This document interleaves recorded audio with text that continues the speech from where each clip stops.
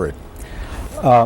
Lindsey Graham says that he's bothered by the fact that you won't admit that we're in a religious war. There are others who say that the White House takes pains to avoid using the term Islamic terrorist.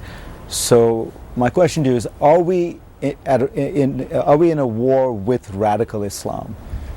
You know, I think that the way to understand this is there is an element growing out of Muslim communities in certain parts of the world that have perverted the religion, have embraced a nihilistic, violent, almost medieval interpretation of Islam. And they're doing damage in a lot of countries around the world.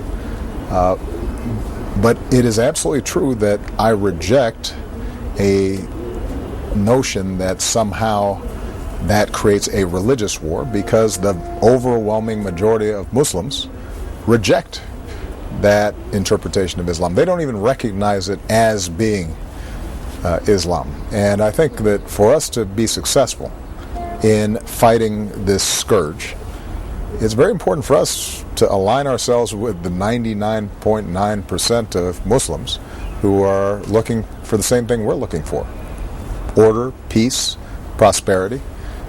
And so, you know, I don't quibble with labels. I think we all recognize that this is a particular problem that has roots in Muslim communities, and that the Middle East and South Asia are sort of ground zero for us needing to win back hearts and minds, particularly when it comes to young people. But I think we do ourselves a disservice in this fight if we are not taking into account the fact that the overwhelming majority of Muslims reject this ideology.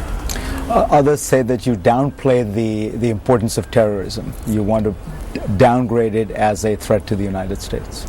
Well, I have to talk to the families of those who are killed by terrorists. I have to talk to the families of soldiers of ours who fought to make sure that Al-Qaeda and the Fatah couldn't carry out attacks against us again.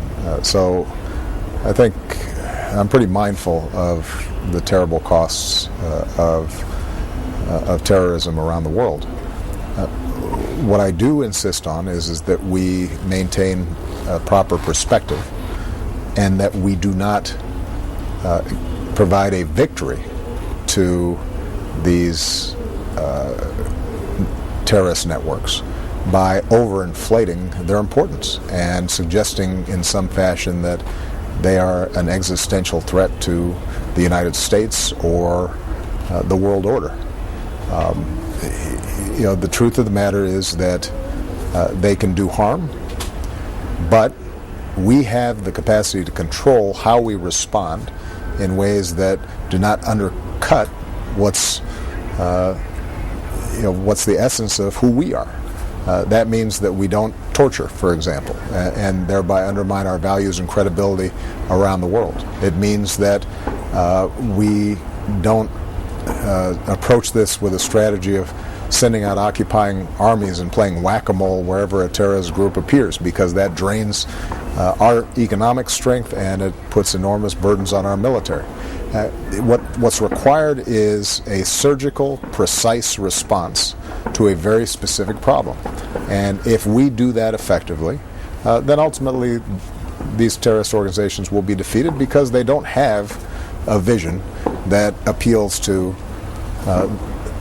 ordinary people. It really is, as it has been described in some cases, a death cult or a entirely backward-looking fantasy that can't function in the world. When you look at ISIL, it has no governing strategy. It can talk about setting up the new caliphate, but nobody is under any illusions that they can actually, in a sustained way, feed people or educate people or organize a society that would work. And so we can't give them the victory of overinflating what they do, and we can't make the mistake of being reactive to them. We have to have a very precise strategy in terms of how to defeat them. Americans have been very interested to hear about this drone that landed in the White House, your backyard, where you and your family lives. are you confident that you understand how you would prevent the next one from being armed? Well, this is a broader problem. I'll leave the Secret Service to talk about this particular event. But I've actually asked the FAA and a number of agencies to examine how are we managing this new technology. Because the drone that landed in the White House you buy in Radio Shack. You know that there are companies like Amazon that are talking about using small drones to deliver packages. There are incredibly useful functions that these drones can play in terms of farmers who are managing crops and conservationists who want to take stock of wildlife. So there are a whole range of things we can do with it, but we don't really have any kind of regulatory structure at all for it. So I've assigned some of the relevant agencies to start talking to stakeholders and figure out how we're going to put an architecture in place that makes sure that these things aren't dangerous and that they're not violating people's privacy. And in some ways, Fareed, this is similar to what's happened in cyberspace. These technologies that we're developing had the capacity to empower individuals in ways that we couldn't even imagine 10, 15 years ago.